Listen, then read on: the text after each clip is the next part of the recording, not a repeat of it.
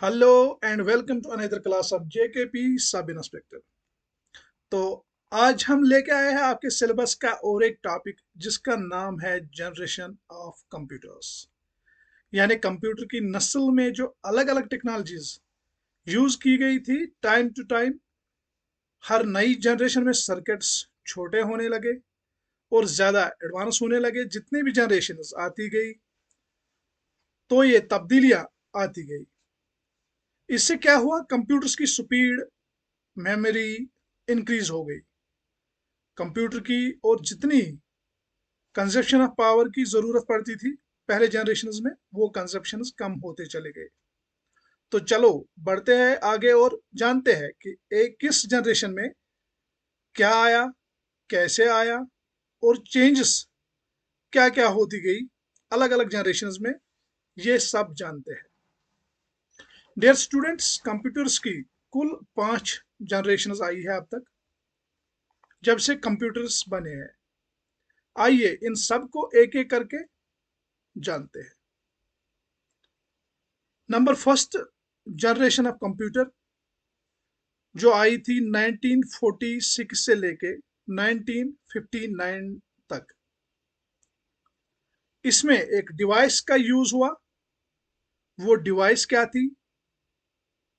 उसका नाम था वैक्यूम ट्यूब्स। ये एक बेसिक कंपोनेंट्स बनाया गया था सीपीयू और मेमोरी के लिए। फर्स्ट जनरेशन ऑफ कंप्यूटर्स में 3 टाइप्स के कंप्यूटर यूज किए गए थे। नंबर फर्स्ट एनएक, जिसकी फुल फॉर्म है electronic numerical integrate and computer. इस इनैक में 18,000 वैक्यूम ट्यूब उसका इस्तेमाल किया गया था, जिनको यूज करने के लिए हमें बहुत सारी इलेक्ट्रिसिटी की जरूरत पड़ती थी।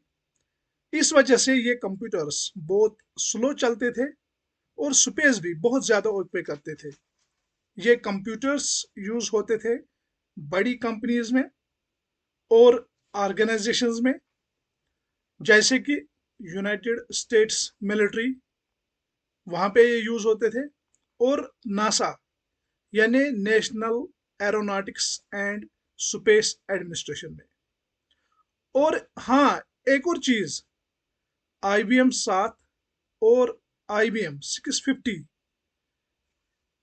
का भी इस्तेमाल हुआ था फर्स्ट जनरेशन ऑफ कंप्यूटर्स में। नंबर 2 जो कंप्यूटर फर्स्ट जनरेशन में यूज किया गया था उसका नाम था एडवैक। यानी दूसरा कंप्यूटर जो यूज किया गया था उसका नाम था एडवैक, electronic discrete variable automatic computer. और इसमें 6,000 वैक्यूम ट्यूब्स का इस्तेमाल किया गया था। यानी नंबर फर्स्ट इनैक में 18,000 वैक्यूम ट्यूब्स का इस्तेमाल किया गया था और एडवैक में 6,000 वैक्यूम ट्यूब्स का इस्तेमाल किया गया था। नंबर थर्ड जिस कंप्यूटर का इस्तेमाल किया गया था फर्स्ट जनरेशन ऑफ कंप्यूटर्स में, उसका नाम था यूनिवैक, यानी यूनिवर्सल ऑटोमेटिक कंप्यूटर। इसमें 5200 वैक्यूम ट्यूब्स का इस्तेमाल किया गया था। यूनिवैक का इस्तेमाल किया गया था 1952 में। कहाँ पे? USA में। और किसके लिए यूज किया गया था? जो प्रेसिडेंट इलेक्शन के पोल्स हो गए थे USA में, उनके रिजल्ट्स को प्रिडिक्ट करने के लिए, यानी ऑनलाइन टेलीविजन पे दिखाने के लिए एक डिवाइस का इस्तेमाल किया गया था जिसका नाम था यूनिवैक। इसके बाद चलते हैं कंप्यूटर की और एक जनरेशन पे जिसका नाम था second generation of computers. Second generation of computers जो 1959 से लेके 1965 तक रहा। इनमें वैक्यूम ट्यूब्स को रिप्लेस किया गया था यानी पहली जनरेशन ऑफ कंप्यूटर जो थी उनमें एक डिवाइस का यूज किया गया था, वैक्यूम ट्यूब्स।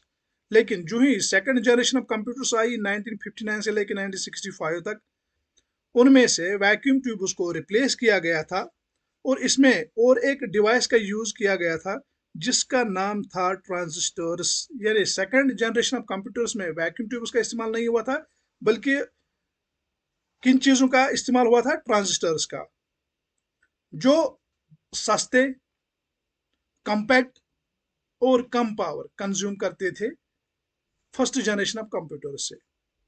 इन्हीं चीजों ने सेकंड जनरेशन के कंप्यूटर्स को फास्ट बनाया। किन से? फर्स्ट जनरेशन ऑफ कंप्यूटर से। सेकंड जनरेशन कंप्यूटर्स जो थे वो थे, नंबर फर्स्ट, IBM, जिन्हें हम इंटरनेशनल बिजनेस मशीन्स कॉरपोरेशन कहते थे। ये कौन सा मॉडल था? 1620। नंबर सेकंड, IBM 7094 का इस्तेमाल किया गया था। नंबर थर्ड, CDC यानी चेंज डेटा कैप्चर 1604 मॉडल का था।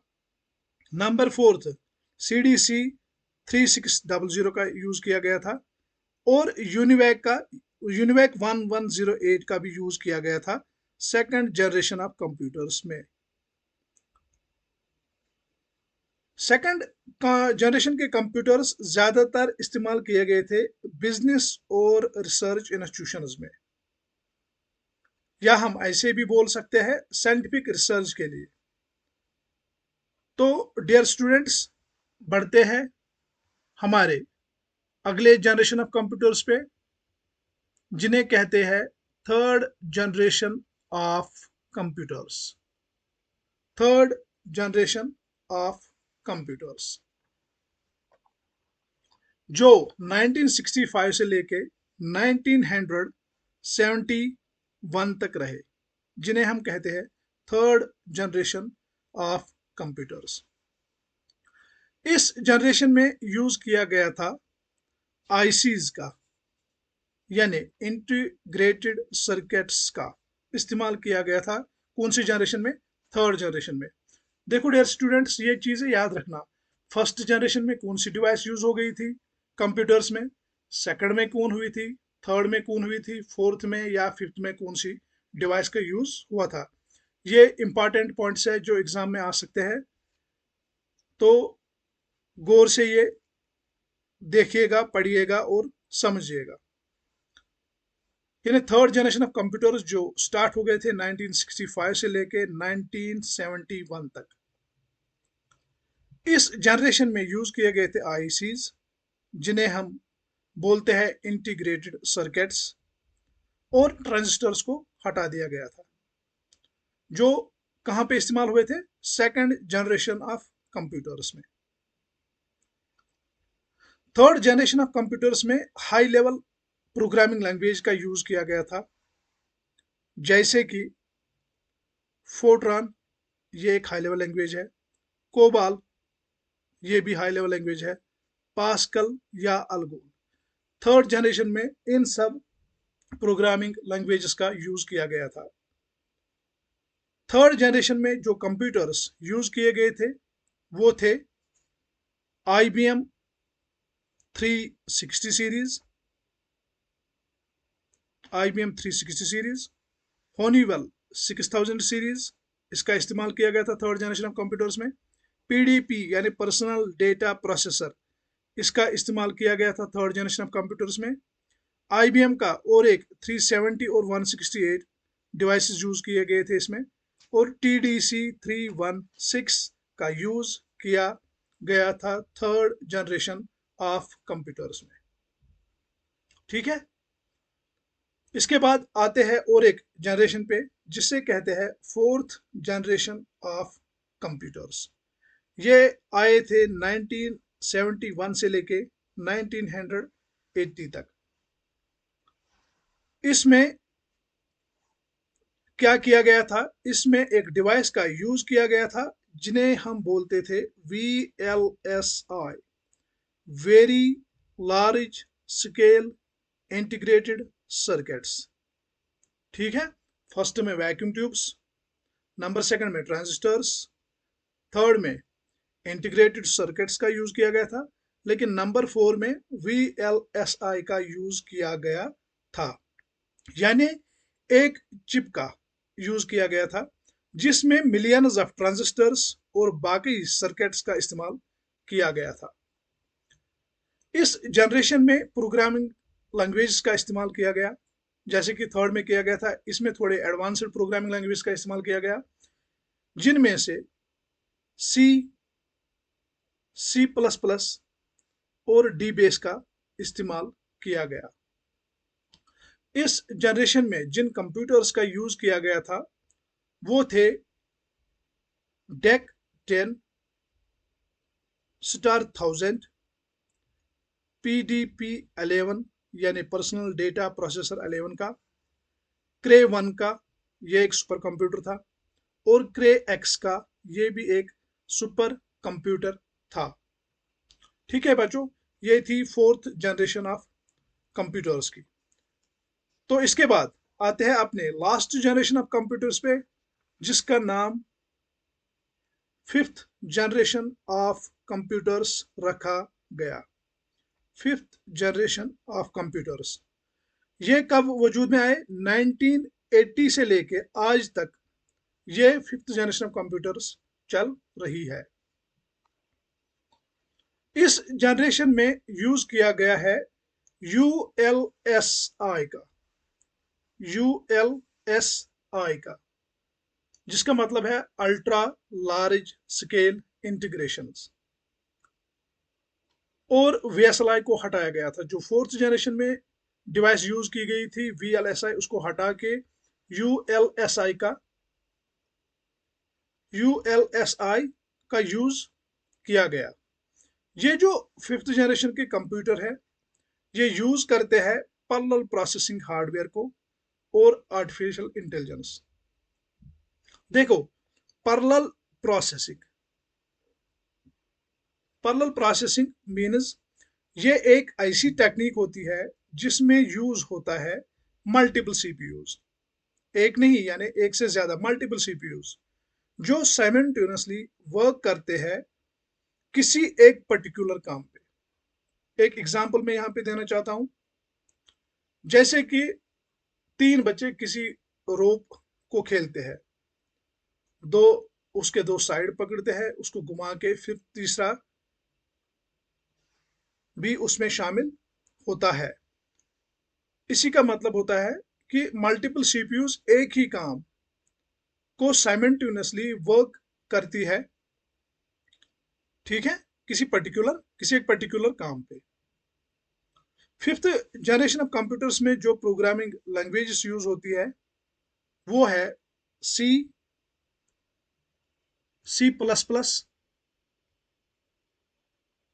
जावा, नेट और बाकी जितने भी हाई लेवल लैंग्वेजेस आती है उन सब का यूज होता है फिफ्थ जनरेशन ऑफ कंप्यूटर्स में, जैसे कि C++, जावा, नेट और बाकी चीज़ें, और बहुत सारी चीज़ें या प्रोग्रामिंग लैंग्वेजेस जो इसमें आती है।